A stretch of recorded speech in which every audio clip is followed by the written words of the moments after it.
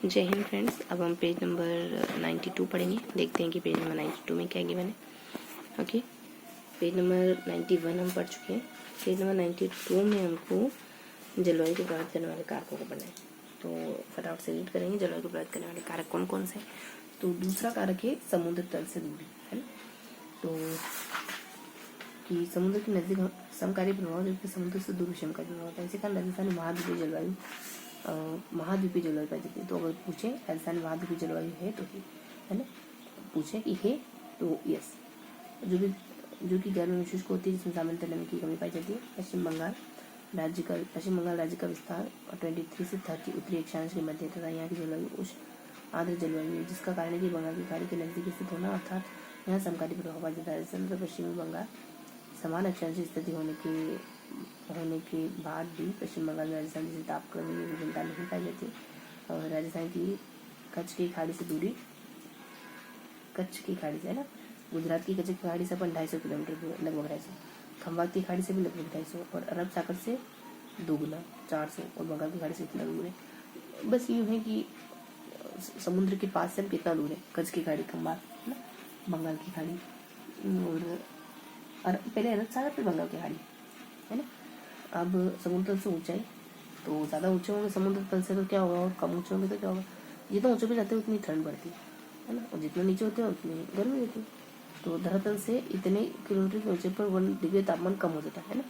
ये एक फैक्ट है कि 165 किलोमीटर पर तापमान बढ़ता है, 1 डिग्री तापमान डिक्रीज हो जाता है। राजस्थान में झालावाड़ माउंट आबू एक ही समान अक्षांशीय स्थिति में, हाँ एक समान पर झालावाड़ इस तरह का, माउंट आबू इस तरह का अपेक्षा, लेकिन माउंट आबू बहुत ज़्यादा ठंडा इलाका है, और झालावाड़ समुद्र तल से औसत ऊंचाई इतनी है। तो वो पूछ सकते हैं कि कितनी औसत, माउंट आबू कितना ऊंचा है, लगभग 1200 मीटर। ये इसका आधा भी नहीं है, 400, इसका तीसरा भाग है, 410 के आसपास। इसलिए राजस्थान सर्वाधिक आर्द्रता वाला इलाका माउंट आबू हो जाएगा। अरावली पर्वतमाला की स्थिति भी जलवायु को प्रभावित करती है ना। अरावली पर्वतमाला से पश्चिम में गर्म प्रदेश है। अरावली पर्वतमाला से पूर्व में बारिश भी ज़्यादा होती है, और इलाका भी ठंडा है। राजस्थान को दो भागों में विभाजित करते हैं, जिसका विस्तार राजस्थान में दक्षिण पश्चिम से उत्तर पूर्व की ओर। इस पर्वतीय प्रदेश को समानांतर अरब सागर मानसून शाखा निकल जाती है, और इस पर्वतीय प्रदेश की दिशा मानसून दिशाओं की हवाओं के प्रतिकूल या लंबवत होती। तो मानसून हवाएं इनकी ऊंचाई के कारण ऊपर उठ जाती है। इसके परिणामस्वरूप राज्य के पश्चिमी भाग में वर्षा कम होती है। क्यों होती है वर्षा कम? क्योंकि हवाएं इसके साथ साथ निकल जाती है। हवाओं की दिशा के प्रतिकूल या लंबवत होती है। पर्वतीय प्रदेश की दिशा मानसूनी हवाओं की दिशा के प्रतिकूल है या लंबवत होती है। तो मानसून हवाएं की ऊंचाई के कारण ऊपर उठ जाती है, जिसके परिणामस्वरूप राज्य के पश्चिमी भाग में वर्षा कम होती है।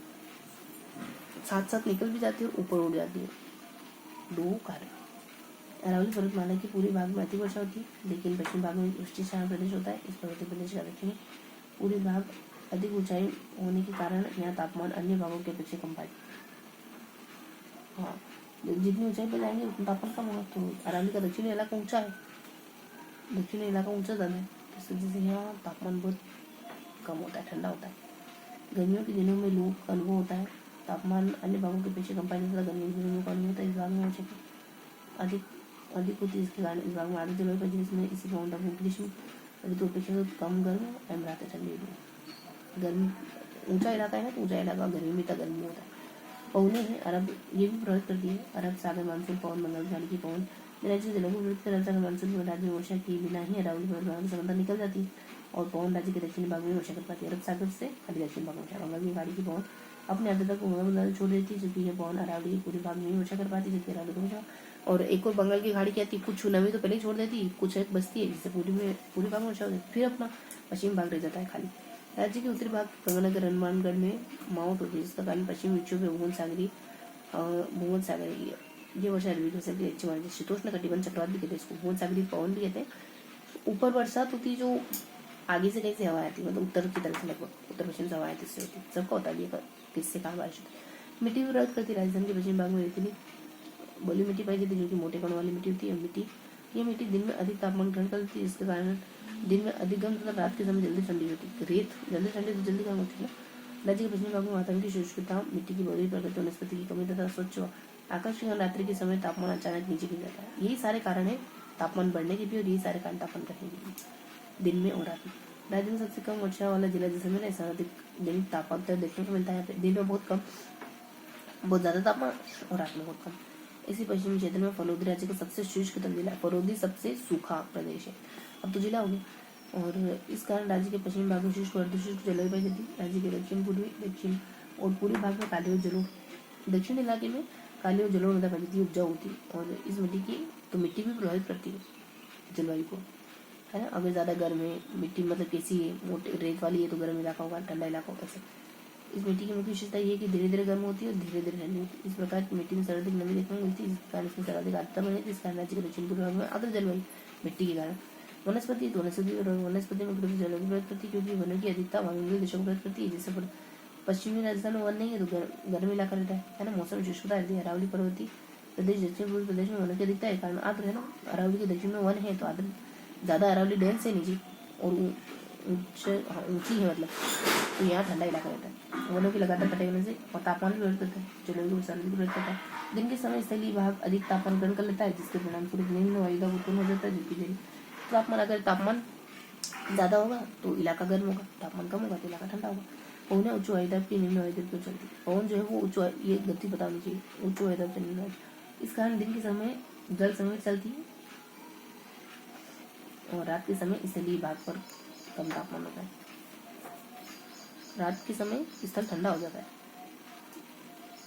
रात के समय स्थलीय भाग पर कम तापमान होता है, जिसके कारण उच्च वायुदाब उत्पन्न होता है। लेकिन इसकी तुलना में जलीय भाग पर अधिक तापमान होने के कारण यह निम्न वायुदाब उत्पन्न होता है, जिस कारण स्थलीय समय रात के समय चलती है। ठीक है, तो इस तरीके से हमने कुछ पॉइंट्स को पढ़ा है कि जलवायु को प्रभावित करने वाले कारक कौन कौन से। तो तापमान है, समुद्र तल से ऊंचाई है, मिट्टी है, जलवायु है, वन है ना। ऊंचाई कितनी है तो समुद्र से ऊंचाई ऐसे तो माउंट आबू जलोढ़ का होता है 410 और 1200, और महाद्वीपीय से दूरी है तो देखो 225, 275, 400 और 2900, है ना।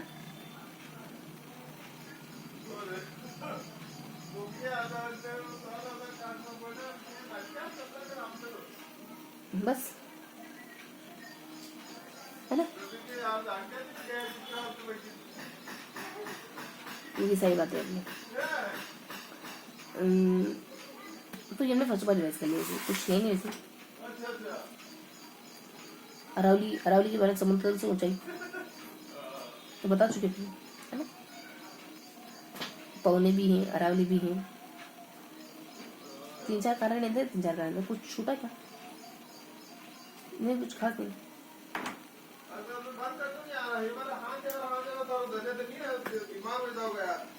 ठीक है, तो दोबारा रिवाइज करेंगे, दैट्स ऑल। तो सबसे पहले समुद्र वगैरह है, समुद्र महाद्वीप, हाँ, समुद्र से दूरी है, फिर ऊंचाई वगैरह है ना, फिर अरावली वगैरह है, फिर एक और पवने वगैरह है, फिर ये मिट्टी है, जलवायु है, तापमान है, ये सारी बातें कैसे कैसे प्रभावित करती है। तो थोड़े से ध्यान रखेंगे। समुद्र तल से ऊंचाई में वो 4 बातें, 4 तथ्य ध्यान रखेंगे, और ऊंचाई में वो 410 और ये सब 165 और 19 और 1200 एक डिफेक्ट ध्यान रखेंगे। अरावली में ध्यान रखेंगे कि कौन कहाँ वर्षा करता है ना। अरब सागर से और बंगाल की खाड़ी से उत्तर में माउंट वगैरह, उत्तर में अपने माउंट से हो जाती है, और पवने वगैरह है ना।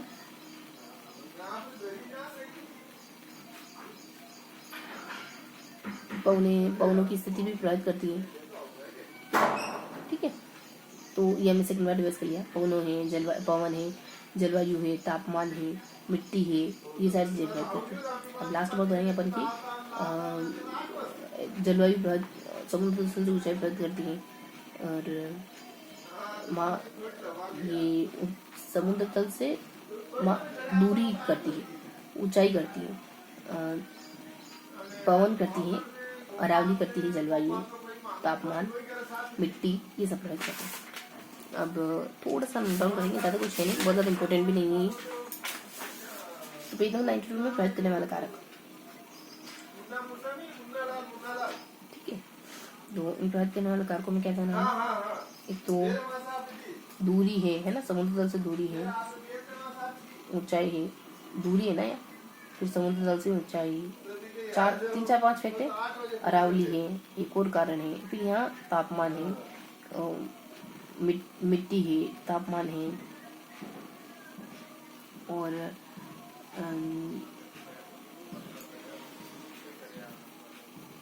मिट्टी, तापमान, पवने, है ना, एक पवन भी है, और है ना, ये सब, ये सारी बातें हैं। देख लेते हैं कुछ छूटा तो नहीं। तापमान, वनस्पति, वनस्पति भी कह सकते हैं, है ना, और ये फैक्ट हम पहले दोहराई चुके। तो ये था अपना पेज नंबर 92। मिलते हैं पेज नंबर 93 के साथ, तब तक के लिए जय हिंद।